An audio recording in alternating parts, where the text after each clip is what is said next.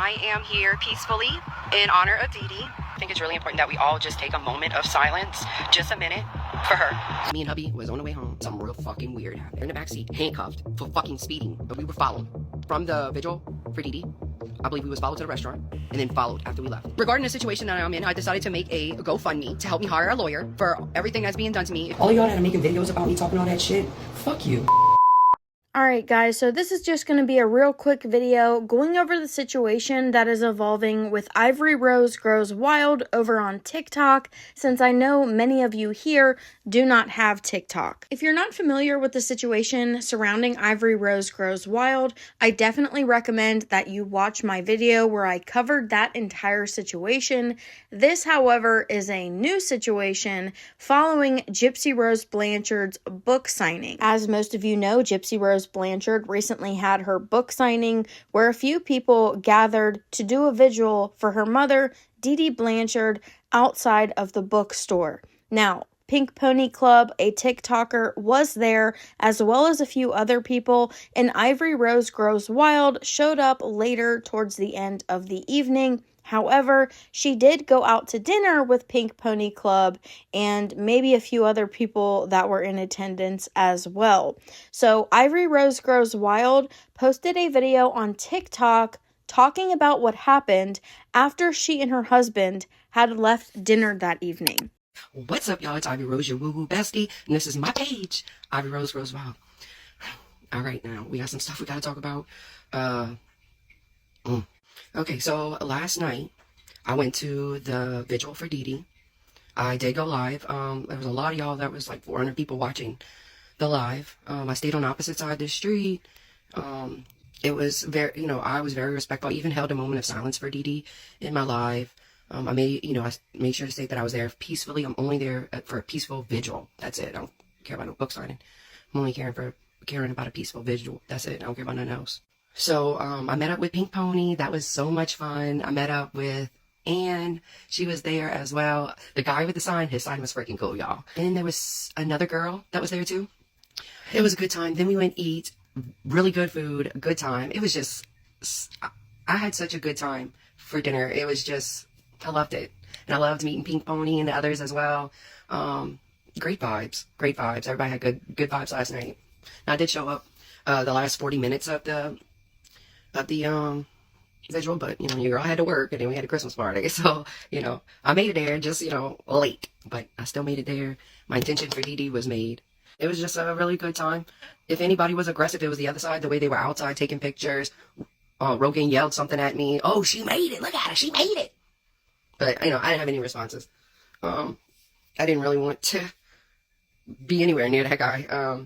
I just wanted to be there for Dee Dee, just for a peaceful vigil for Dee Dee. That's it. I don't care about nothing else. But after we left dinner, me and hubby was on the way home, and something real fucking weird happened. Really fucking weird. So me and hubby get put in handcuffs last night. Let me tell you why. So we leave dinner, and we driving home, listening to music, driving home, okay? Had good dinner. Vigil was good. We just driving home. About 30 minutes later, 30-ish minutes later, as we're driving home. Whoa! Blue and red lights. My heart drops to my stomach. And I said, oh my God, what the fuck? So he pulls us over. A total of 3 more cops pull up. So it's 4 cop cars.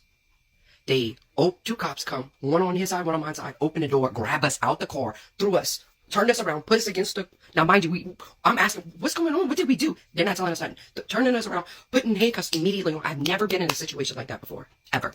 I've never been pulled out of a car and handcuffed and immediately brought to the backseat of the car, of a cop car. They put me on one side and they put my hubby on the other side.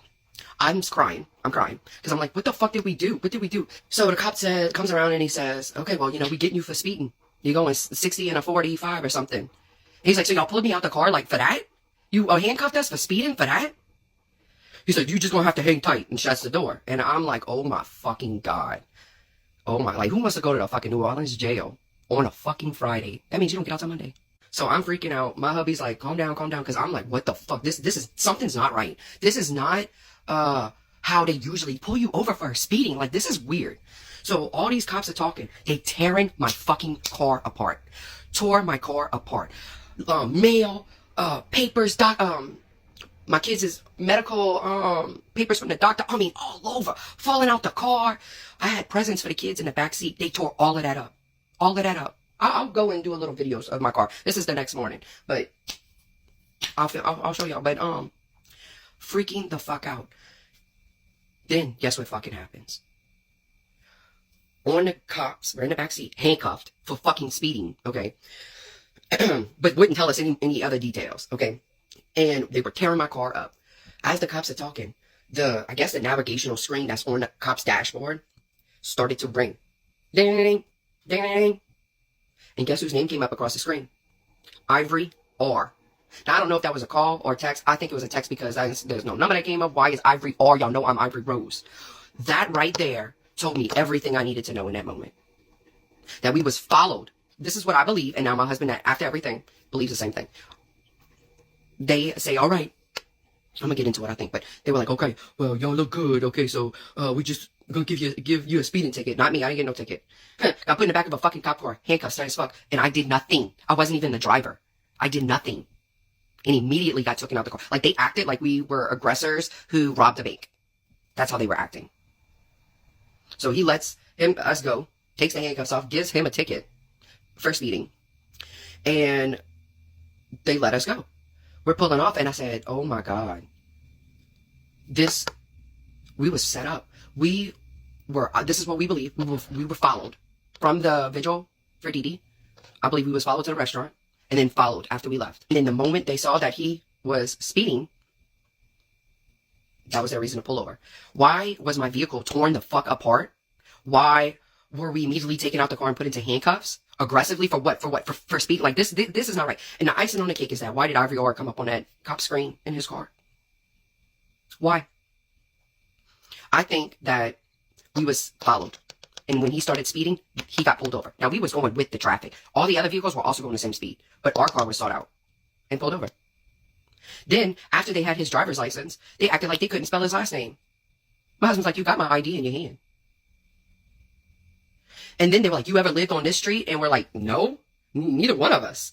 I don't know what the fuck was going on last night, but the way we was treated behind a speeding ticket, immediately taken out the car, handcuffed, thrown in the back seat of the car. Now, the cop that I had that was putting the handcuffs on me, he was really nice to me. He was very soft-spoken. He's like, listen, I'm just detaining you, because I started to panic. Hold on. I started to panic.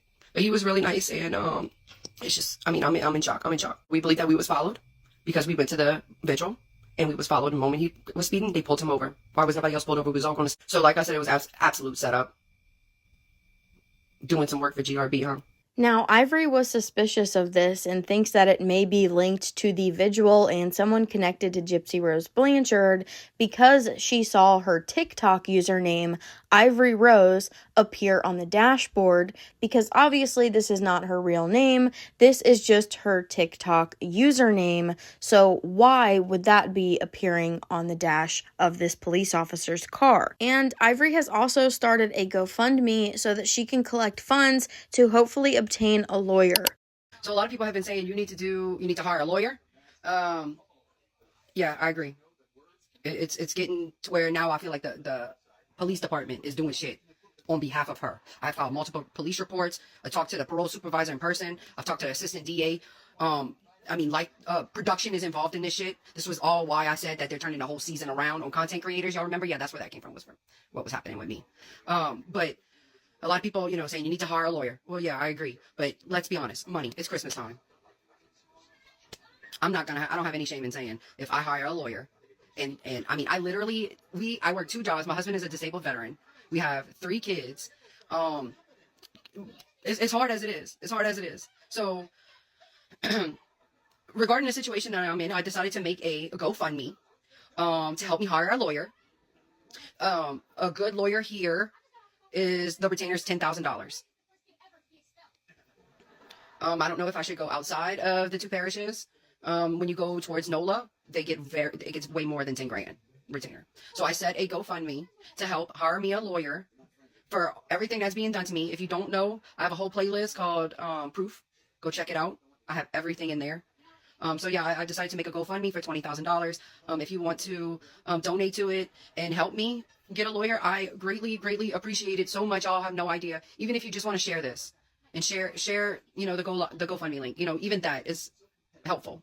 There has been some back and forth discourse after Ivory posted this video. Some people are alleging that they believe she is lying because of the response that these officers gave as they pulled them over. There wasn't really a reason for them to immediately handcuff them and throw them into the back of the vehicle and then search their car without probable cause. So some people are stating that they don't believe this story. So here's how Ivory responded to that. I got one thing to say. All y'all that is talking shit about me, making fucking videos, digging into me and my husband, y'all are fucking disgusting. Y'all are disgusting. And to the lady that's doing some labor for another content creator looking for info on me, fuck you too. Y'all are disgusting. Y'all rather tear somebody apart than help them.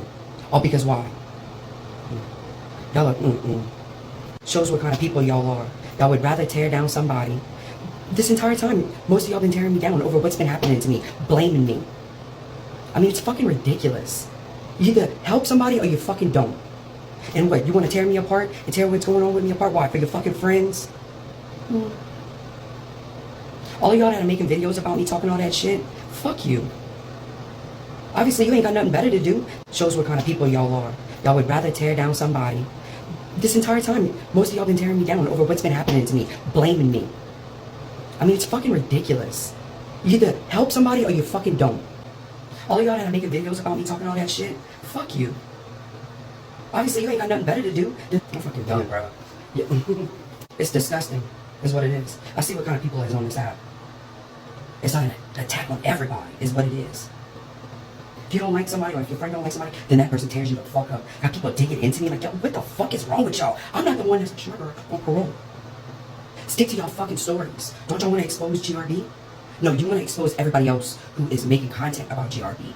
That's what it is. This entire time, it's been nothing but ignoring me or tearing me apart from the people on the same side.